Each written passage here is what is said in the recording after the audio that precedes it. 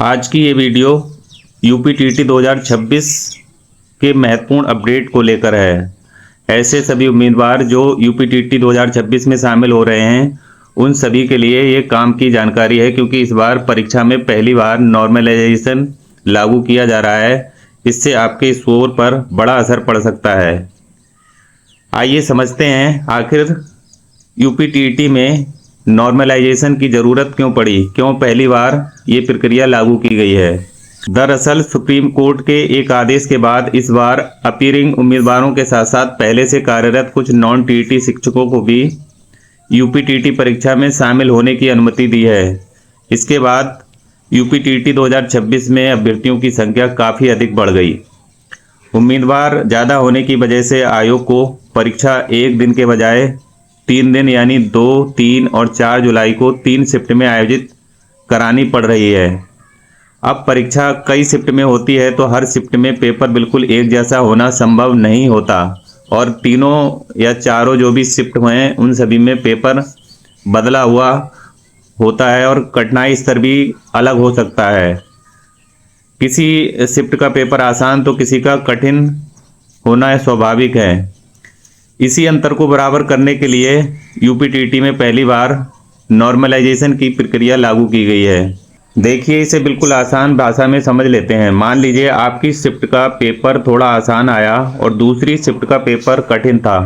अगर सिर्फ raw marks के आधार पर रिजल्ट बनाया जाए तो कठिन पेपर देने वाले उम्मीदवारों के साथ न्याय नहीं माना जाएगा, और इसी अंतर को बराबर करने के लिए नॉर्मलाइजेशन किया गया है, जिसमें अलग अलग शिफ्ट के कठिनाई स्तर को ध्यान में रखते हुए फाइनल स्कोर तैयार किया जाता है, जिससे सभी उम्मीदवारों को बराबरी का मौका मिल सके।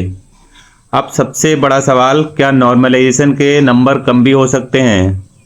तो हाँ, बता दें, बिल्कुल हो सकते हैं। अगर आपकी शिफ्ट का पेपर आसान था और आपने अच्छे नंबर हासिल किए तो नॉर्मलाइजेशन के बाद आपकी अंतिम नंबर कुछ कम हो सकते हैं। लेकिन इसका दूसरा पहलू भी जान लेते हैं। अगर आपकी शिफ्ट का पेपर कठिन था तो नॉर्मलाइजेशन के बाद आपके नंबर बढ़ भी सकते हैं, यानी कि ऐसा बिल्कुल नहीं है कि सभी के नंबर कम होंगे। किसी के बढ़ भी सकते हैं और किसी के घट भी सकते हैं। ये पूरी तरह से इस बात पर ही निर्भर करेगा कि आपकी शिफ्ट का पेपर बाकी शिफ्टों के मुकाबले कितना आसान था या फिर कितना कठिन बनाया गया था।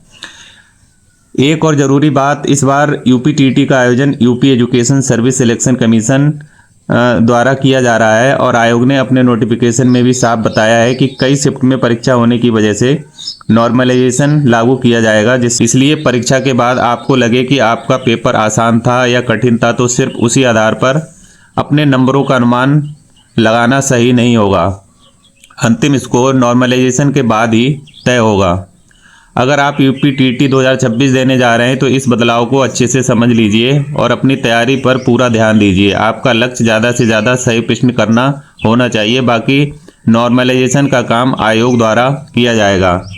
फिलहाल आपको ये जानकारी उपयोगी लगी हो तो वीडियो को लाइक करें और चैनल को सब्सक्राइब कर लें। ऐसी ही सरकारी नौकरी भर्ती परीक्षा रिजल्ट, यूपीटीटी, सीटेट से संबंधित सभी महत्वपूर्ण अपडेट के लिए इस चैनल को सब्सक्राइब करना ना भूलें। धन्यवाद। मिलते हैं अगली वीडियो में।